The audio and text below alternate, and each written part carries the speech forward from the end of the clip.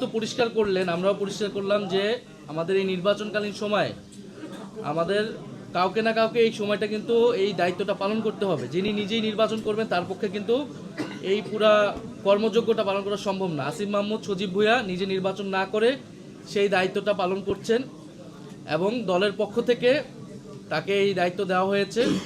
ফলে তার যে আসনগুলোতে এটা আমরা যে 47টা আজকে নমিনেশন পেপার সাবমিট হয়েছে এনসিপির পক্ষ থেকে, সেটা হয়তো আপনারা খুব শীঘ্রই পাবেন, সেখানে তখন এটা দেখতে পাবেন। এবং আমার জানা মতে সেই দুইটি আসন নাই আমাদের এই 47টার মধ্যে, সেটা আমাদের জোটের পক্ষ থেকে থাকবে, আমরা তখন সেই জোটের প্রার্থীকে সহায়তা করব।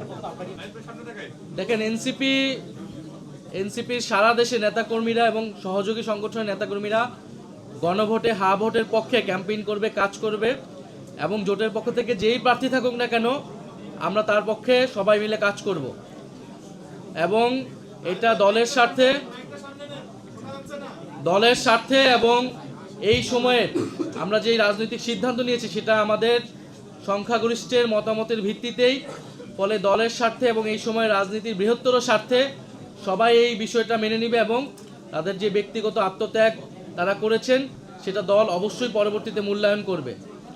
আর আমাদের 47টা সাবমিট হয়েছে, এটা আমাদের আসন সমঝোতা এখনও চূড়ান্ত হয়নি, সেটা আমরা কিছুটা বাড়িয়েই সাবমিট করেছি।